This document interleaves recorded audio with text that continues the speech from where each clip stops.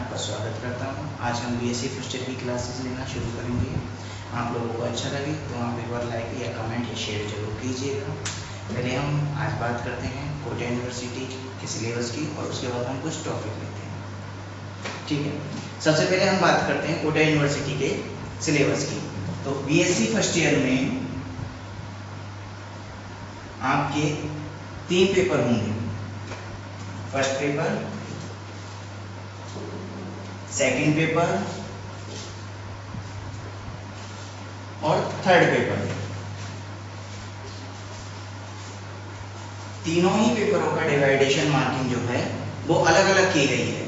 आपका paper first जो है वो 50 + 25 यानी कि आपके 50 नंबर की थ्योरी और 25 नंबर का प्रैक्टिकल जो है वो इसमें शामिल किया गया है। जबकि आपका पेपर सेकंड और पेपर थर्ड जो है उसकी मार्किंग की गई है 75 और 75 कोटा यूनिवर्सिटी वालों के लिए।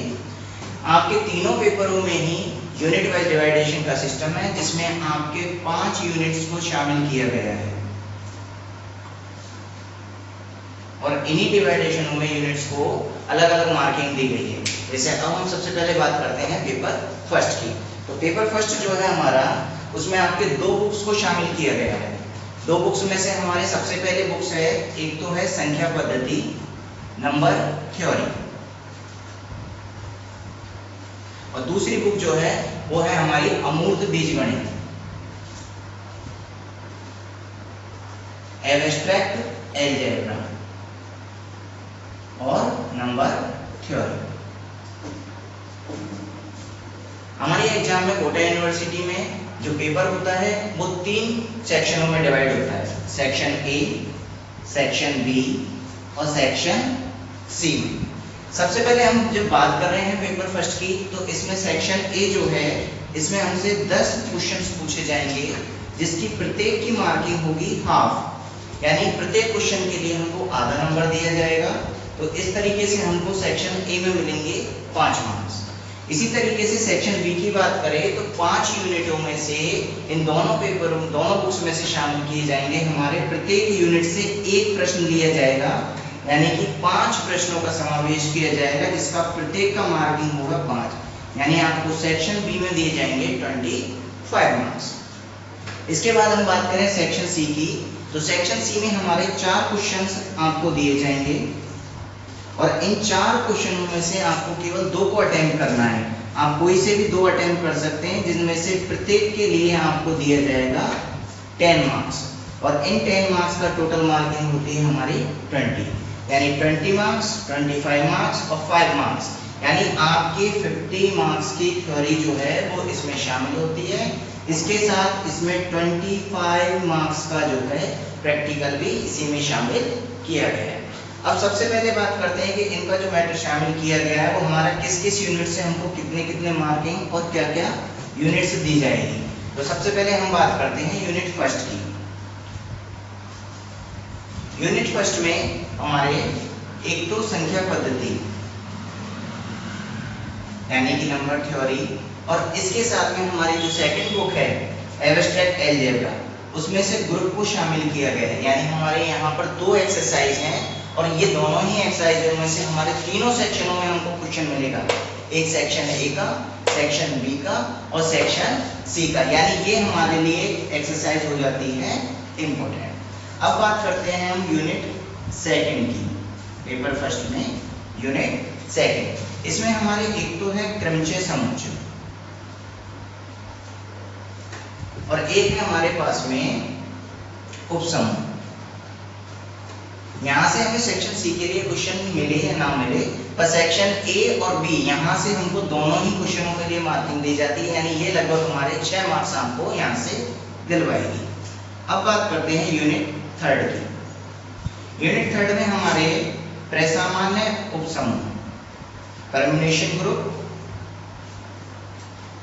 और समाकारिता 2 एक्सरसाइज को शामिल किया गया है। और यूनिट फोर्थ में जो है हमारे वलय रिंग को शामिल किया गया है। इसके अलावा यूनिट फिफ्थ की हम बात करें, इस पेपर में लास्ट यूनिट है हमारी, तो यूनिट फिफ्थ में जो है केवल एक एक्सरसाइज है हमारी गुणजावली।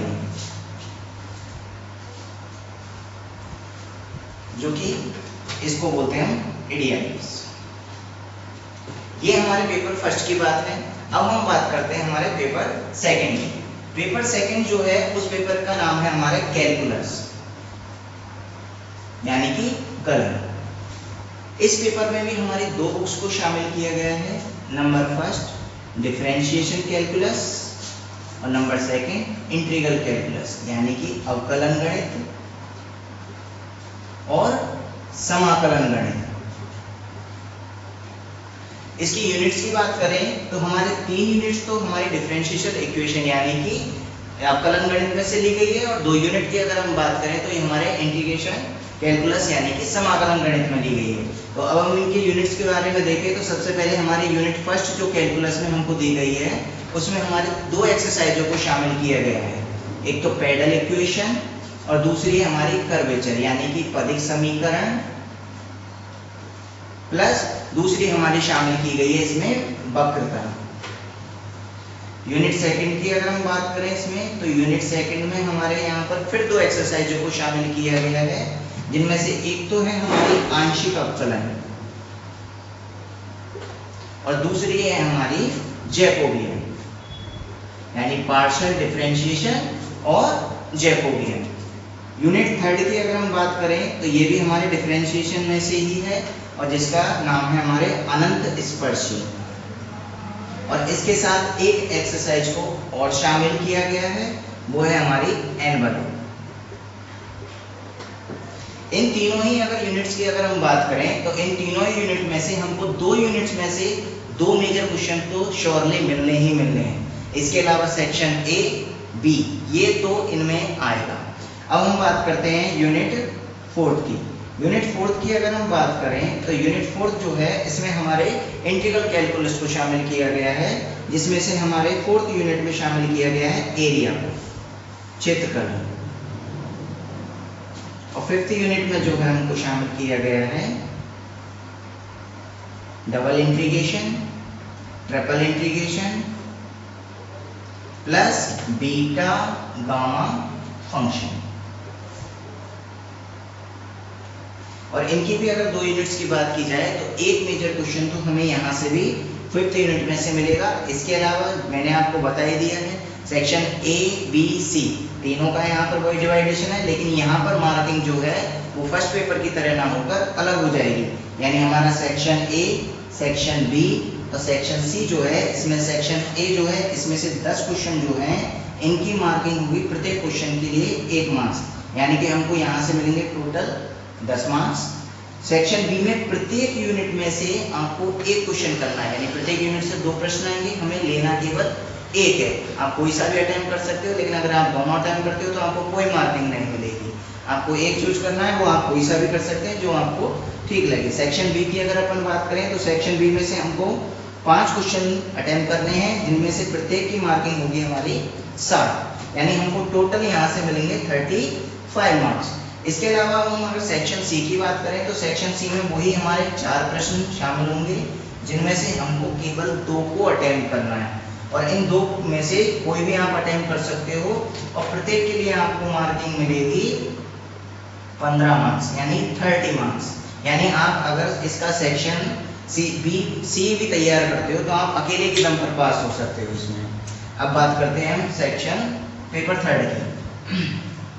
पेपर थर्ड में हमारे 3 बुक्स को शामिल किया गया है, सदिश, वेक्टर। दूसरी बुक हमारी शामिल की गई है 2D यानी 2 डायमेंशन द्विविमीय ज्यामिति, और तीसरी बुक जो हमारी शामिल की गई है इसमें वो है 3D 3 डायमेंशन यानी त्रिविमीय ज्यामिति। और इसमें भी हमारे पास में वही 75 मार्क्स मिलेंगे, वही सेक्शन ए, बी और सी को शामिल किया गया है। सेक्शन ए में वही 10 क्वेश्चन हैं जो पेपर सेकंड की तरह है, और इसमें से भी हमको 10 मार्क्स। यहाँ से हमको प्रत्येक यूनिट से जो है 1 क्वेश्चन अटेम्प्ट करते हुए 5 क्वेश्चन अटेम्प्ट करने, और यहाँ हमको मार्किंग मिलेगी प्रत्येक के लिए 7 यानी 35 मार्क्स। और इसी तरीके से अगर अपन सेक्शन सी की बात करें तो यहाँ पर हमको 4 प्रश्नों में से केवल 2 को अटेम्प्ट करना है, जिनके लिए हमको मार्किंग मिलेगी 15, यानी कि हमारे टोटल मार्क्स होते हैं यहाँ पर वापस 30, यानी टोटल मार्किंग हुई हमारी 75। अब हम बात करते हैं इसकी यूनिट्स की। जो जो हमको यूनिट्स यहाँ पर पढ़नी पड़ेंगी वो कौन कौन सी हैं। तो सबसे पहले हम यूनिट फर्स्ट की बात करते हैं। तो यूनिट फर्स्ट में हमारे पास में सबसे पहले शामिल करते हैं वेक्टर। वेक्टर सदिश में जो है हमारे 4 एक्सरसाइज हैं और हमको चारों को ही इसमें शामिल किया गया है, क्योंकि चारों में से ही हमारे तीनों सेक्शन कंप्लीट होते हैं। सेक्शन ए में भी आपको क्वेश्चन मिलेगा, सेक्शन बी में भी आपको क्वेश्चन मिलेगा और सेक्शन सी में भी आपको एक मेजर क्वेश्चन जरूर मिलेगा। यूनिट सेकंड जो है वो आपके 2D में से ली गई है, द्विविमीय ज्यामिति में से, जिसकी यूनिट सेकंड में हमारे 2 एक्सरसाइजों को शामिल किया गया है। एक तो परवलय यानी कि पैराबोला और दूसरी हमारी शामिल की गई है दीर्घवृत्त यानी कि इलिप्स। यानी पैराबोला और इलिप्स से जो है हमको यूनिट सेकंड में एक्सरसाइज मिलेगी और 2D में से ही हमारी यूनिट थर्ड को भी शामिल किया गया है। इसमें भी हमारे एक एक्सरसाइज को शामिल किया गया है, वो है अतिपरवलय, हाइपरबोला। यूनिट फोर्थ की बात करें तो यूनिट फोर्थ जो है वो हमारे शामिल की गई है 3D में से। 3D में से यूनिट फोर्थ में हमारे 3 एक्सरसाइज ली गई हैं, बेलन, गोला और शंकु, यानी सिलेंडर, स्फीयर और कॉन। इन तीनों एक्सरसाइजों से हमको फिर सेक्शन ए बी सी यानी हमारी फर्स्ट यूनिट इंपॉर्टेंट होती है, फोर्थ यूनिट भी हमारे लिए इंपॉर्टेंट होती है, क्योंकि इनमें से हमको सेक्शन ए बी सी तीनों में ही क्वेश्चन मिलेंगे। और यूनिट फिफ्थ की अगर हम बात करें तो इसमें हमारे ओनली एक एक्सरसाइज को शामिल किया गया है, वो है हमारी केंद्रीय शंकुवच, सेंट्रल कॉनिकॉइड।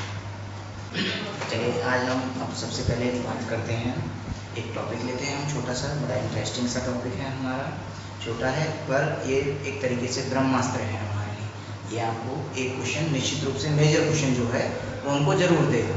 हम बात करते हैं फेडल इक्वेशन की, जिसको हिंदी में बोलेंगे हम पदिक समीकरण।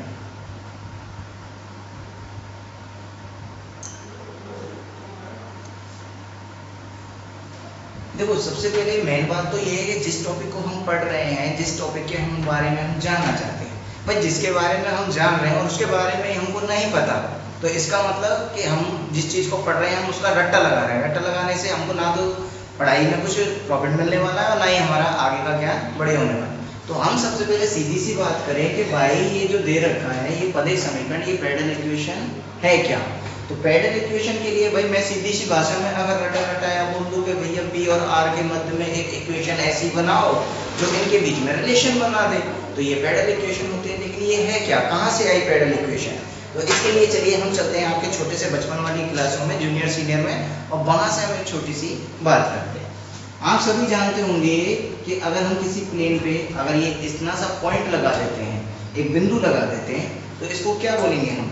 जब तक इसके साथ कुछ भी नहीं जुड़ा हुआ है, कुछ भी नहीं है, ये सिर्फ एक पॉइंट है, लेकिन इस पॉइंट से होते हुए, इस बिंदु से होते हुए अगर मैं एक लाइन इस तरीके से खींच देता हूँ, तो ये इस समय पर जब एक लाइन इससे खींची जा चुकी है तो ये हमारा बन जाता है ध्रुव, जिसको हम बोलते हैं इंग्लिश में पोल। और जिस पोल से, जिस ध्रुव से होकर ये एक स्थिर रेखा खींची गई है, ये एक लाइन खींची गई है, इसको हम बोलते हैं स्थिर रेखा या क्षैतिज रेखा या इनिशियल लाइन। अब हम बात कर रहे थे कि भाई हमें तो ये चाहिए, ये क्या है भाई, पदिक समीकरण कहाँ है, कैसे आए भाई पढ़ रहे हैं पदिक समीकरण, पता नहीं कहाँ है, कैसे पढ़ना है। तो सबसे पहली बात तो वही ये है कि जब मैंने कहा कि हम गणित में ये जानते हैं किसी प्लेन में, किसी समतल में अगर मैं एक बिंदु को लेकर चलूं और इससे एक रेखा मैंने खींची है, तो इस स्थिर रेखा के सापेक्ष थीटा कोण बनाते हुए अगर मैं एक रेखा और खींचूं, कितना कोण बनाते हुए? थीटा। ये हमारी कौन सी रेखा?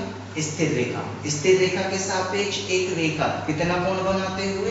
थीटा कोण बनाते हुए अगर मैं खींचता हूं तो ये हमारी होती है ध्रुवांतर रेखा, जिसको इंग्लिश में बोलते हैं हम वेक्टर रेडियस। और इसको हम प्रदर्शित करते हैं आर से। इस इनिशियल रेखा के रेस्पेक्ट में, इस इनिशियल रेखा के सापेक्ष थीटा कोण बनाते हुए जो ध्रुवांतर रेखा खींची हुई है, इस ध्रुवांतर रेखा के किसी बिंदु P पर यदि मैं कोई वक्र खींचता हूं, कोई कर्व खींचता हूं, वक्र खींचता हूं, तो इस वक्र पर ये जो बिंदु है P और ये जो ध्रुवांतर रेखा है R, तो इन दोनों के मध्य में जो भी रिलेशन होगा, जो भी संबंध होगा, जो भी संबंध रिलेशन इन दोनों के मध्य में किसी इक्वेशन में स्थापित होगा, उसको हम बोलेंगे पदिक समीकरण। इसका मतलब अगर प्रश्न हमारे पास में ये आता है कि किसी प्रश्न में हमको दे दिया जाए कि इस मान का पदिक समीकरण ज्ञात कीजिए, तो हमारा निश्चित रूप से दिमाग में एक ही आइडिया हमको लेना है कि 100% P और R के अंदर ही सारे मान रहेंगे, बाकी थीटा, कोण, एंगल ऐसा कोई मान उसमें नहीं आएगा। P, R और केवल कांस्टेंट वैल्यू, तो उसको हम बोलेंगे पदिक समीकरण। अब आप कहोगे कि सर जी बढ़िया, ये बात तो हो गई, R P के मान हो गए, R वेक्टर आ गया, थीटा वेक्टर आ गया, ये R क्या चीज आ गई और थीटा की चीज आ गई, तो इनको हम बोलते हैं ध्रुवीय निर्देशांक। तो अब हम आगे थोड़ी सी इसकी आगे की बात करते हैं। आई थिंक आपके ये पदिक समीकरण समझ में आया होगा। अब हम सबसे पहले बात करते हैं इसमें ध्रुवीय निर्देशांकों की। लेकिन ध्रुवीय निर्देशांकों से पहले भी मैं बात करता हूं एक तो कार्तीय निर्देशांक की, और उसके बाद मैं बात करूंगा ध्रुवीय निर्देशांक की। तो आप मेरे ख्याल से सबको पता होगा, क्योंकि हम बचपन से पढ़ते आ रहे हैं कार्तीय निर्देशांकों को, तो ये कार्तीय निर्देशांक जो होते हैं वो हमारे एक्स वाई होते हैं। जो कार्तीय निर्देशांक होते हैं हमारे एक्स वाई होते हैं। हमने जूनियर में भी पढ़ा है, हमने सीनियर में भी पढ़ा है, हमने 10th क्लास में भी हम जानते हैं कि हमारा एक्स अक्ष वाई अक्ष जो होते हैं हमारे कार्तीय निर्देशांकों को शो करते हैं। तो हम इसके लिए बात करते हैं, ये हमारा बिंदु, इससे होते हुए मैंने ये एक्स अक्ष खींचा, और ये हमारा वाई अक्ष, इसको बोलते हैं हम क्षैतिज, इसको बोलते हैं हम ऊर्ध्वाधर। ये हमारी क्षैतिज रेखा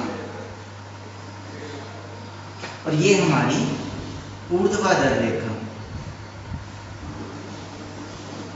और इससे होते हुए मैं वही थीटा कोण बनाते हुए एक ध्रुवांतर रेखा से लंबवत रेखा और खींचता। तो हम ये जानते हैं x का जो मान होगा वो r cos थीटा के बराबर होता है, और y की जो वैल्यू होती है वो r sin थीटा के बराबर। यानी हमारा क्षैतिज रेखा जो है वो x अक्ष को प्रदर्शित करती है, और हमारी y रेखा यानी जो ऊर्ध्वाधर रेखा है वो हमारे y अक्ष यानी कि इसको व्यक्त करती है। अब हम बात कर रहे थे कि कार्तीय निर्देशांक और ध्रुवीय निर्देशांकों में क्या अंतर है। तो अगर हम x और y के अंतर्गत निर्देशांकों को प्रदर्शित कर रहे हैं, तो ये तो है हमारे कार्तीय निर्देशांक, और यदि हम r और थीटा में निर्देशांकों को व्यक्त कर रहे हैं तो ये है हमारे ध्रुवीय निर्देशांक, यानी हमारे कार्टेशियन कोऑर्डिनेट्स और पोलर कोऑर्डिनेट्स। चलिए अब हम बात करें कि अगर हमारे पास में इक्वेशन ये हो कि हमको कार्टेशियन फॉर्म यानी कार्तीय निर्देशांकों में जो है उसमें क्वेश्चन दिया हुआ है और उत्तर हमसे पूछे पोलर में, तो भाई सबसे मेन बात ये होती है कि अगर हमको कार्तीय निर्देशांकों को चेंज करना है ध्रुवीय निर्देशांकों में, और ध्रुवीय निर्देशांकों को अगर चेंज करना है कार्तीय निर्देशांकों में, तो किस तरीके, अर्थात हमारे पास में अगर कार्टेशियन फॉर्म को हमको पोलर में लाना है या फिर पोलर को हमको लेकर जाना है कार्टेशियन फॉर्म में, तो मैंने यहाँ पर दो चीजें लिखी है कि x की वैल्यू बराबर होती है r cos थीटा के, और y की जो वैल्यू होती है वो बराबर होती है r sin थीटा की। इसका मतलब अगर मैं x equal to r cos theta को यदि इक्वेशन फर्स्ट दूं और y equal to r sin theta को यदि इक्वेशन सेकंड दूं, तो अब अगर मुझे इन दोनों से r और थीटा की यानी इनको मुझे चेंज करना है ध्रुवीय निर्देशांकों में, तो मैं क्या करूंगा, समीकरण 1 व समीकरण 2 को यदि वर्ग करके अगर जोड़ दूं वर्ग करके अगर मैं इनको जोड़ता हूँ तो ये बनता है X square plus Y square equal to R square cos square theta plus R square sine square theta. और इन दोनों में से ही यदि मैं आर स्क्वायर को ले लूँ कॉमन तो अंदर आएगा हमारे पास में cos square theta plus sign square theta. और ये तो हमारे बचपन वाली बात आ गई। बचपन वाली बात मतलब cos square theta plus sign square theta का मान लगभग सबको पता है, बचपन वाले बच्चों को पता है, छोटे बच्चों को पता है, आपको भी पता है कि भाई इसकी वैल्यू होती है 1। तो इसका मतलब हमारे पास में आर स्क्वायर इक्वल टू आ गया X square plus Y square. और यदि इस स्क्वायर को अगर मैं लेकर जाता हूँ सामने, इसका ट्रांसपोजिंग करता हूँ, इसका पक्षांतरण करता हूँ तो r का मान होगा under root X square plus Y square. इसका मतलब यदि मुझे कार्तीय निर्देशांक को अगर ध्रुवीय निर्देशांक में लाना है तो r का मान निकालने के लिए मुझे अंडर रूट में X square plus Y square लेना पड़ेगा। अब हम बात करेंगे भाई मुझे निकालना है थीटा का मान। थीटा का मान निकालने के लिए हम क्या करेंगे, हमारे पास में दो इक्वेशंस हैं, एक तो इक्वेशन फर्स्ट और एक इक्वेशन सेकंड। तो हम क्या करेंगे, समीकरण 2 जो है हमारा इक्वेशन सेकंड जो है इसको डिवाइड कर देते हैं समीकरण 1 से, अर्थात समीकरण 2 में समीकरण 1 का भाग दे देंगे। तो ये बनता है हमारे पास में यदि r sin थीटा बटे मैं r cos थीटा करता हूँ तो ये आता है हमारे पास में y/x।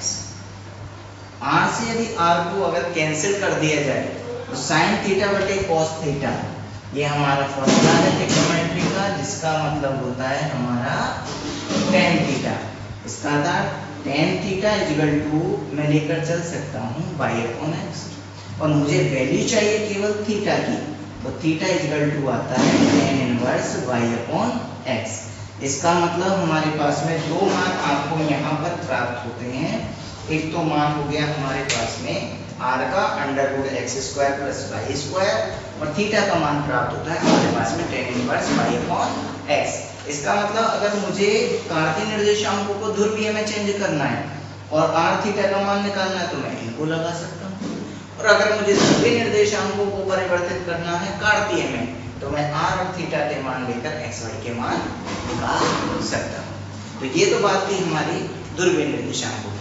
अब हम एक छोटा सा टॉपिक लिख रहे हैं यहाँ पर आपके पैरेलल इक्वेशन का, पदीय समीकरण का। वहां तक पदीय समीकरण तक आने के लिए मुझे सबसे पहले मालूम करना पड़ेगा आपके पास में ध्रुवांतर रेखा और स्पर्श रेखा के बीच में कोण ज्ञात करना। हमारा पहला टॉपिक लेकर चलते हैं हम, ध्रुवांतर रेखा व स्पर्श रेखा के मध्य कोण, अर्थात पोलर लाइन यानी कि हमारे वेक्टर रेडियस और टेंजेंट लाइन के बीच में हमको एंगल ज्ञात करना है। Angle between vector radius and tangent.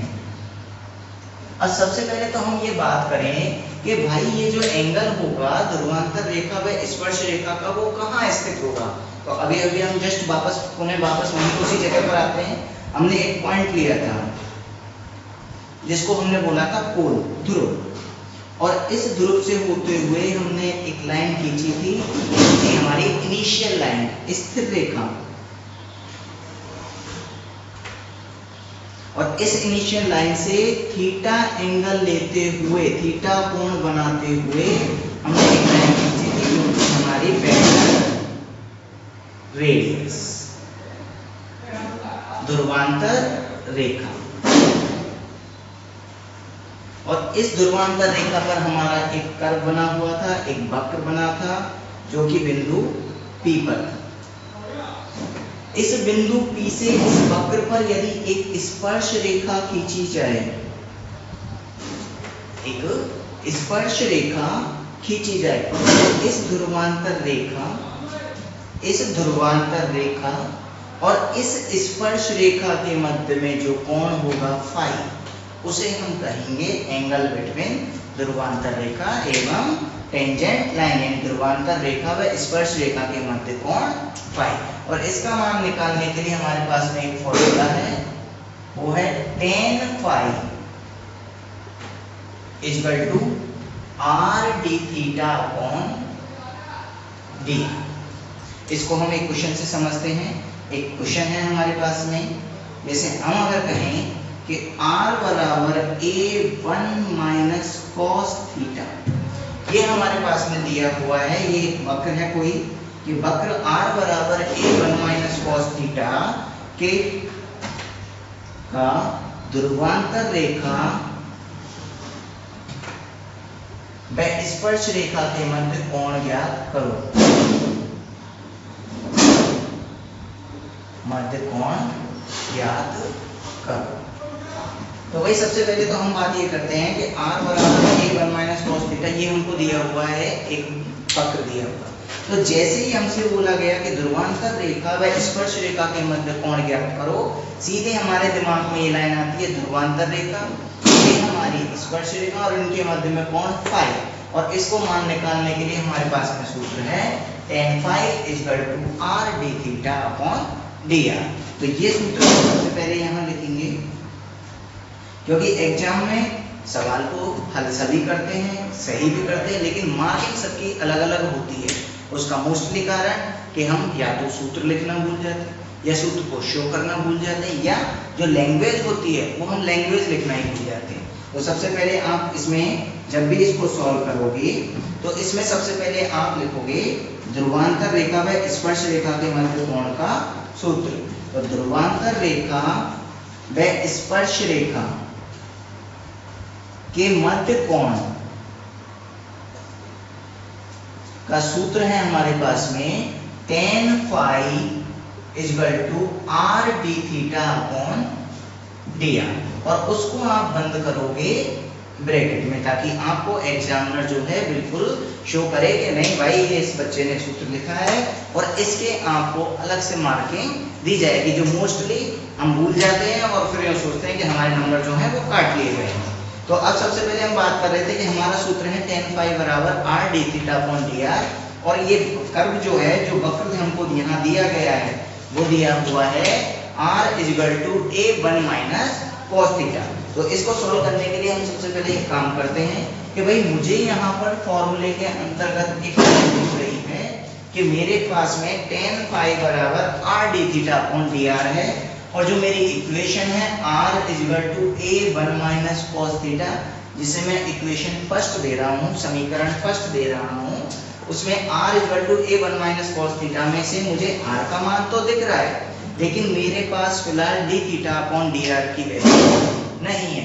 तो यदि मैं इक्वेशन फर्स्ट का डिफरेंशिएशन कर दूं, डिफरेंशिएशन विद रेस्पेक्ट टू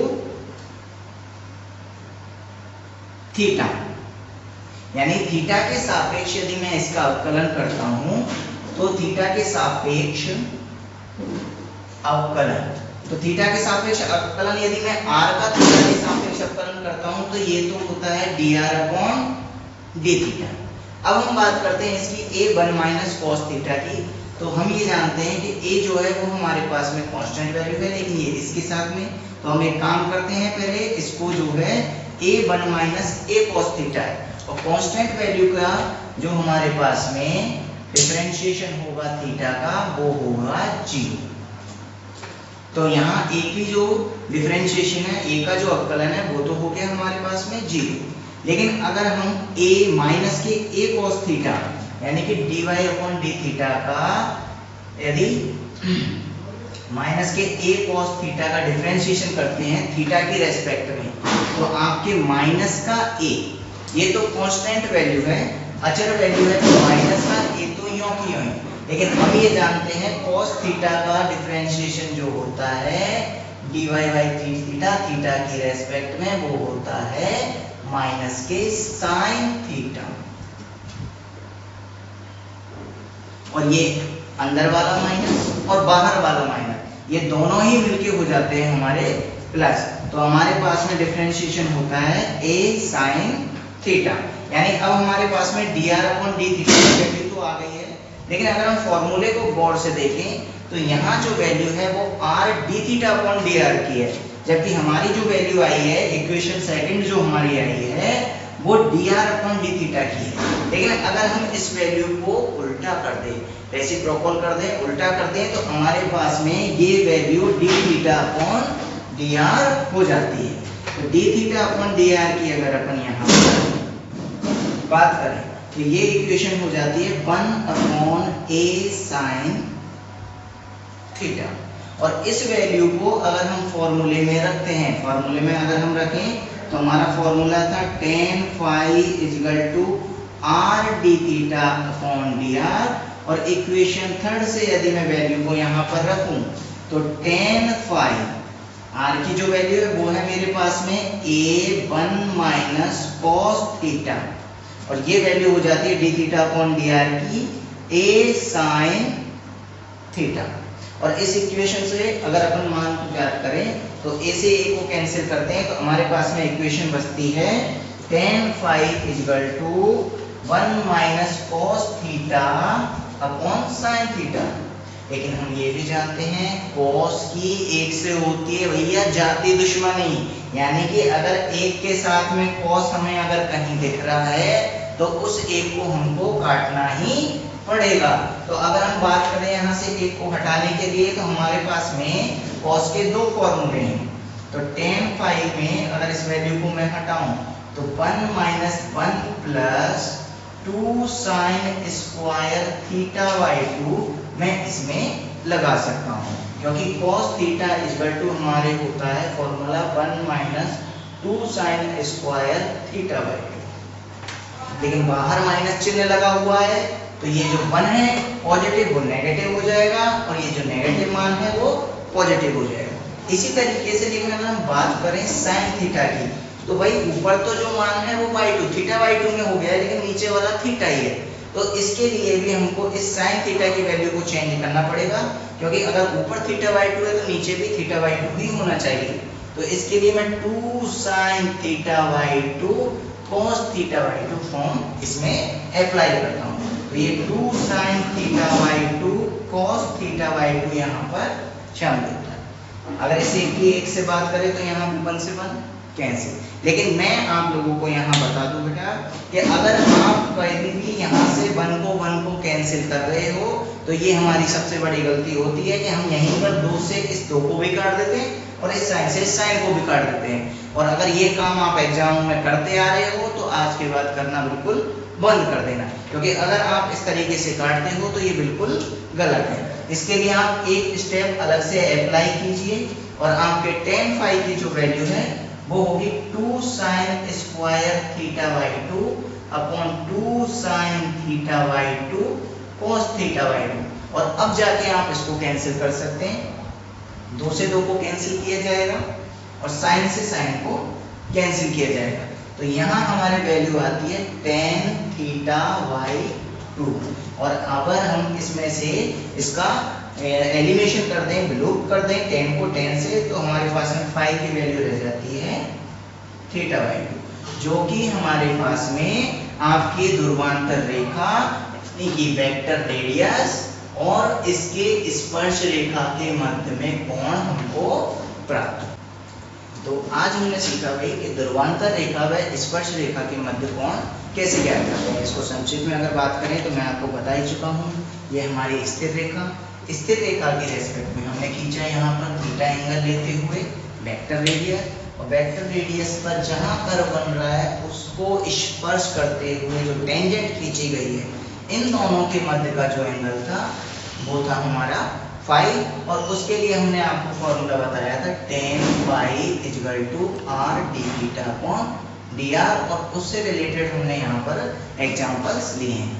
अगर आपको इसमें कुछ भी डाउट्स हो, कुछ भी प्रॉब्लम्स हो, आप कमेंट करें, लाइक करें, शेयर करें, या फिर अगर आपका कुछ डाउट्स है तो आप मुझसे सीधे भी संपर्क कर सकते हैं व्हाट्सएप पर।